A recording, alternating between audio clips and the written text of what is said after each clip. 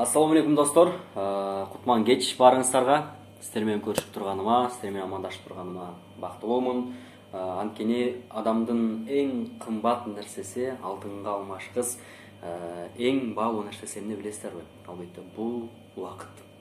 Секундалар, мүнөттөр, мүнөттөрдөн кийин сааттар, сааттардан кийин албетте күндөр, күндөн кийин апта, аптадан кийин ай отуруп мына ушинтип адамдын өмүрүн түзөт эмеспи? Мына ошол өмүрүңүздөрдө эң кымбат нерсеңиздерди мага арнап, мени көрүп жатканыңыздарга биринчи кезекте ыраазычылык айтамын. Ал эми сиздердин баалуу убактыңыздарды мен текке кетиришти эч качан каалабайм. Болгондо дагы пайдалуу нерселер менен бөлүшүп, ушул нерсе менен сиздерге дагы жакшы бир пайдамды тийгизсем деген ниетим бар.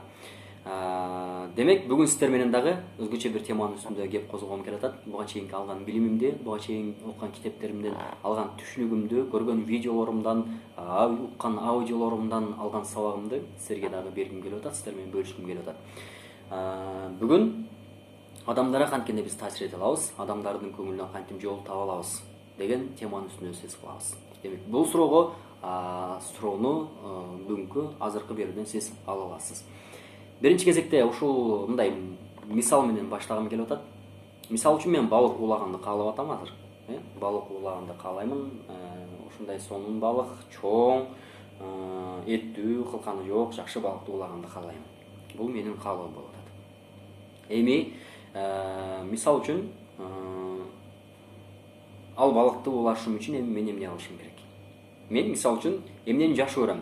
Мен тамакка салаттарды кошуп жегенди жакшы көрөм, мындай салаттарды кошуп жегенди жакшы көрөм. Же болбосо ачуу кошуп жегенди жакшы көрөм. Бул менин каалоом болуп атат. Менин жакшы көргөн нерсем. Ал эми балыктын каалоосу эмне болуп атат? Балыктын каалоосу сөөлжан, чегиртке, курт кумурскаларды, чымын-черкелерди жеш.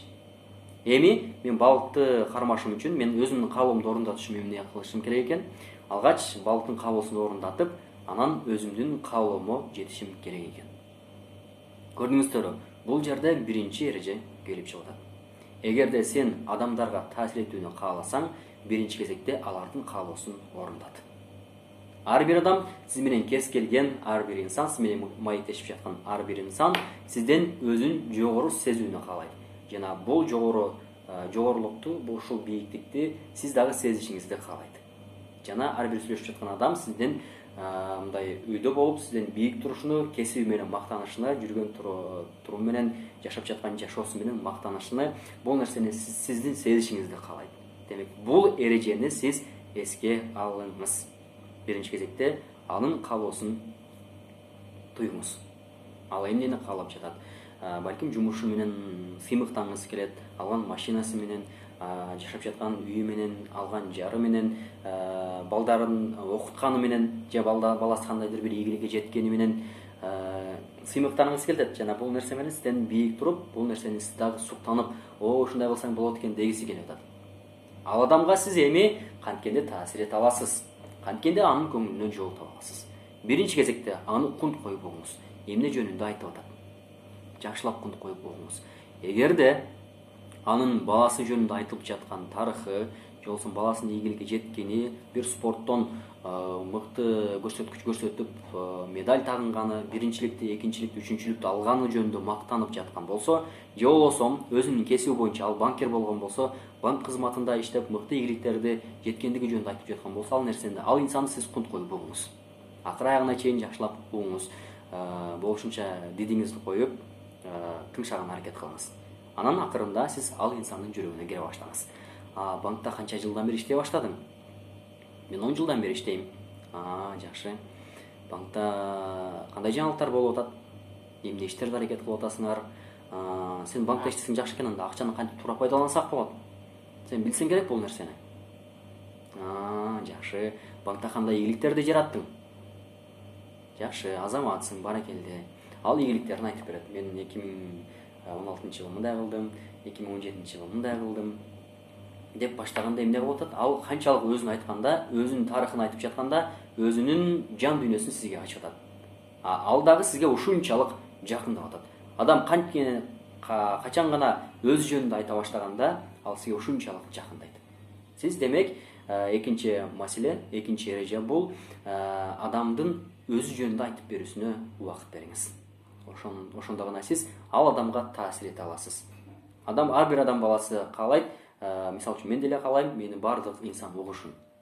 Ошол сыңарында эле сиздин маектешиңиз дагы сизди тыңдап угушун, ал жөнүндө кызыктар экениңизди каалайт.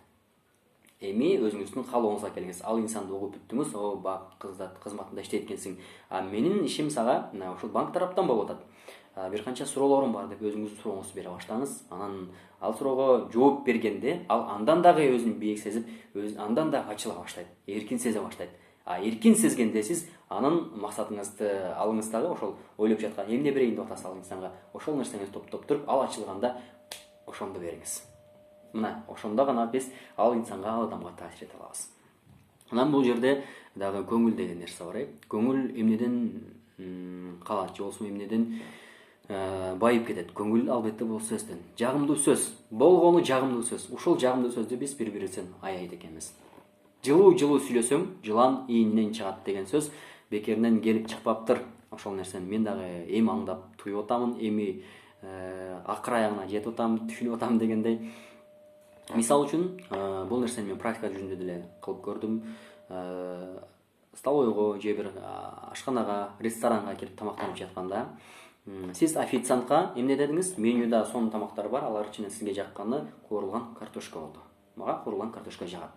Мисалы үчүн, ошол куурулган картошканы буйрудуңуз, бир канча 10 мүнөт убакыт өткөндөн кийин официант сизге ошол тарелкада куурулган картошка эмес, пюре алып келди. Кайнатылган картошканын мындай майдаланганын, жумшартылган пюре алып келди.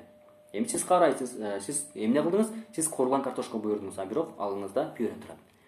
Сиз жиниңиз келип официантка кыйкырып, мен сага пюре эмес, куурулган картошка дедим эле го десеңиз, эмне кылат? Официант дагы негативди чогултуп, тарелканы тарс салат дагы, анан ашканага карай чуркайт.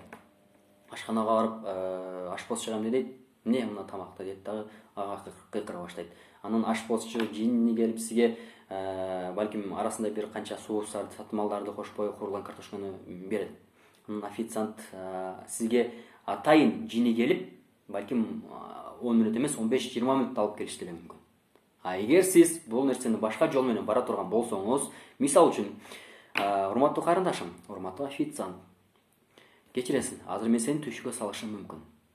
Бирок мен куурулган картошканы жакшы көрчүмүн, пюрени эмес. Кечиресиң, ушуну алмаштырып бере аласыңбы десеңиз, кечиресиз. Макул, мен түшүккө салбайсыз. Анткени бул менин жумушум. Мен бул нерсени аткарышым керек деп, пюрени көтөрөт дагы тык чуркап, ашканага барып, ресторанын ошол кухнясына барып дагы бат эле сизге ушул тамакты алып келип коет да. Көрдүңүзбү, урматтуу замандаш, урматтуу бир тууган, сөздүн кудурети. Биз адамга эмне менен таасир эте алабыз? Жакшы сөзүбүз менен, жакшы үлгүбүз менен, жакшы жагыбыз менен таасир эте алабыз. Бүгүн мен түшүнгөндөрүм, аңдап билгендерим, окуган көргөндөрүм ушул болчу. Эгерде сиздерге дагы бир жакшы таасир эте ала турган нерсе берген болсом, анда мен кубанычтамын. Урматтуу достор, ушундай жакшылыктарды жайылтып коюуну мен сиздерден суранамын. Эгерде каналда биринчи жолу көрүп жаткан болсоңуз, подписаться деген кнопканы басып, катталып, коңгуроочону басып коюңуз. Менин темам сизге кызыктуу болгон болсо, ар бир тема кирген сайын сизге жакшы маалымат жетип турат. Кайрадан көрүшкөнчө баарыңыздарга сак саламатта туруңуздар. Алтындай болгон секунда мүнөттөрүңүздөрдү мен үчүн бөлгөнүңүздөр үчүн мен сиздерге ыраазычылык айтам.